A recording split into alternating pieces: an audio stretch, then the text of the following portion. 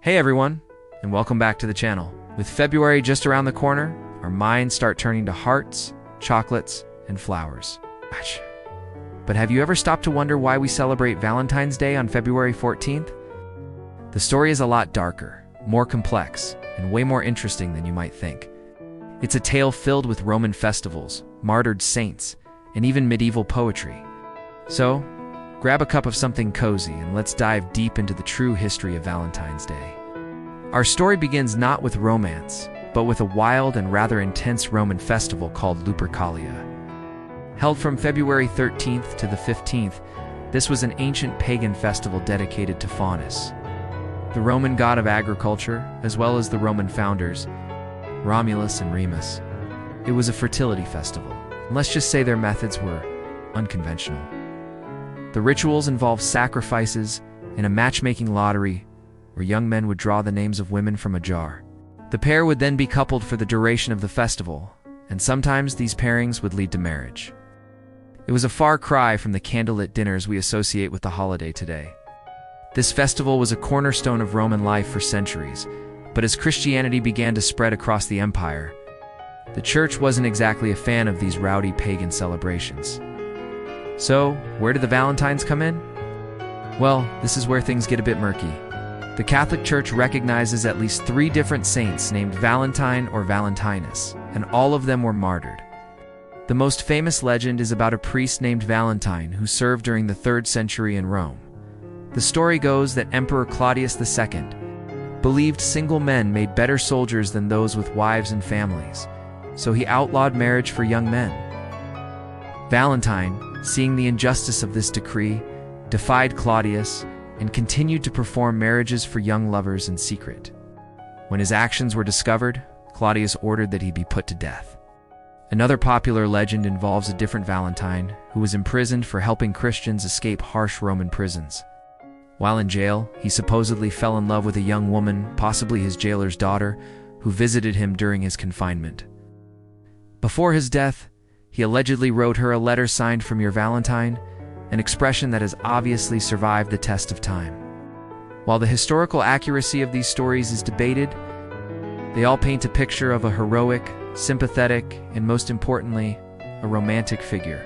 These tales of a brave priest standing up for love resonated with people, laying the groundwork for the holiday we know today. So how did we get from a Roman festival and martyred saints to the Valentine's Day we celebrate? The transition was gradual. At the end of the 5th century, Pope Gelasius I decided to put an end to Lupercalia. It's widely believed that he declared February 14th as Saint Valentine's Day to replace the pagan festival with a Christian celebration. However, at this point, the day wasn't really associated with romantic love. It was just another feast day. The romantic connotations seem to have appeared much later. During the Middle Ages, the first recorded association of Valentine's Day with romantic love comes from the English poet Geoffrey Chaucer. In his 1382 poem Parliament of Foules, he wrote about the day as a time when birds choose their mates. He linked the February 14th feast day with the tradition of courtly love, a popular concept among nobles at the time. This was a new, romanticized idea of love, chivalrous, idealized, and expressed through grand gestures and poetry. Chaucer's poem was incredibly influential, and soon other writers and poets followed suit, popularizing the idea that Valentine's Day was a special day for lovers. This was a huge turning point. The day was no longer just a religious observance, it was becoming a cultural phenomenon centered on romance. By the 15th century, Valentine's greetings were starting to become popular. The oldest known Valentine still in existence today is a poem written in 1415 by Charles, Duke of Orleans, to his wife while he was imprisoned in the Tower of London following the Battle of Agincourt. He referred to her as his very gentle Valentine. Isn't that romantic? By the 17th century, it was common for friends and lovers across all social classes to exchange small tokens of affection or handwritten notes. The tradition was spreading far and wide. Then came the 18th century, and the practice really took off in England. Lovers began exchanging handwritten notes and small gifts. By the 1790s, a British publisher had even issued the Young Man's Valentine Writer, which contained sentimental verses for young men who couldn't compose their own. It was essentially a cheat sheet for romance. This shows just how mainstream the tradition had become. People wanted to express their feelings, and businesses were starting to see the commercial potential. The 19th century is when Valentine's Day truly exploded into the commercial holiday we recognize. The Industrial Revolution made factory-produced cards possible. In the 1840s, Esther Howland, a woman from Massachusetts, began mass-producing Valentines in America. She was known as the mother of the Valentine, and her elaborate creations made with real lace, ribbons, and colorful pictures were a massive success. Suddenly, you didn't have to be a poet to send a beautiful message. You could just buy one. This convenience, combined with a new, cheaper postal system, made sending Valentines more accessible than ever before. Alongside cards, other traditions began to take shape. The Cadbury Chocolate Company in England started selling their chocolates in beautiful heart-shaped boxes in the 1860s, creating another staple of the holiday. And what about the flowers? The tradition of giving flowers has roots in the old custom of florography, or the language of flowers, which was popularized in the Victorian era. Different flowers had different meanings, and a red rose became the ultimate symbol of deep romantic love.